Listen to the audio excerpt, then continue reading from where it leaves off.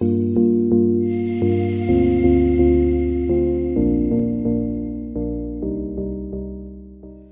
ini saya khotbah repent of deadly sins, bertobat dari dosa-dosa mematikan. Saya fokus kepada daftar yang pertama, dosa-dosa seksual.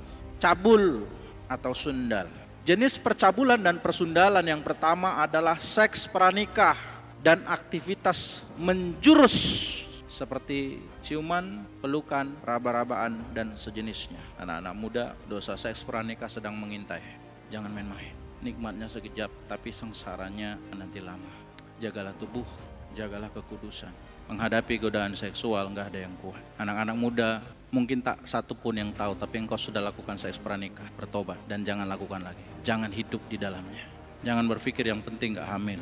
Tuhan tahu engkau melayani, tapi engkau bermain-main seks dengan pacarmu. Ketika engkau bermain-main hawa nafsu, pelan-pelan kau dibawa semakin jauh dari Tuhan. Dosa yang kedua, pelacuran. Anak muda, bapak-bapak, pemudi, ibu-ibu, prostitusi adalah jalan menuju maut.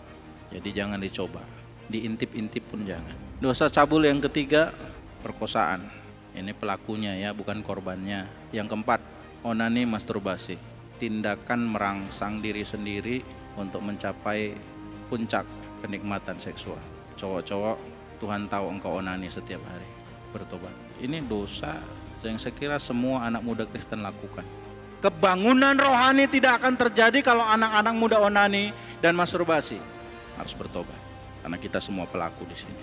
Next, pornografi. Udah menikah pun nggak boleh nonton film porno. Dosa percabulan ini sering sekali bersembunyi di balik seorang pelayan, seorang yang katanya beribadah, seorang yang katanya setia kepada Tuhan, bahkan pendeta-pendeta yang dihancurkan oleh dosa percabulan. Mari kita bertobat dari percabulan dan persundalan.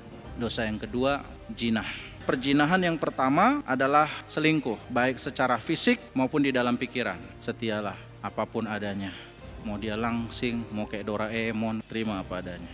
Yang kedua, poligami. Lagi pula memang lebih banyak perempuan dari laki-laki. Di gereja pun kayak gitu. Hanya yang cewek-cewek berjuang terus dalam doa. Yang laki-laki takut Tuhan susah dicari. Yang ketiga, menikah setelah cerai. Ini pun perjinahan. Saya masuk kepada hal yang ketiga, saya gabung dengan hal yang keempat. Banci, pemburit, dan anjing-anjing.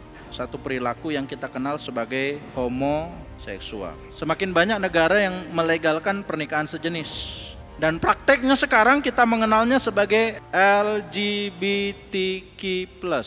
Tapi justru orang-orang seperti ini sekarang semakin difasilitasi. Kita benci dosanya, kita nggak benci orangnya. Tapi kita tidak akan fasilitasi dosa LGBT. Laki-laki dan perempuan diciptakannya mereka, nggak ada banci di sana. Maka sebenarnya roh di balik semua ini bukan sekedar lagi roh LGBTQ, tapi roh antikristus.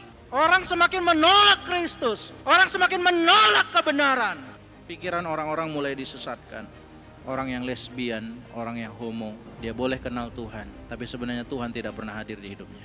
Tolong semua orang tua cek anak-anaknya. Apakah mereka sudah hubungan seks sebelum nikah? Apakah masuk ke dosa LGBTQ ini? Nggak dapat kasih sayang dari orang tua. Lalu dia mulai memikirkan kesia-siaan. Dia kecewa dengan orang tua.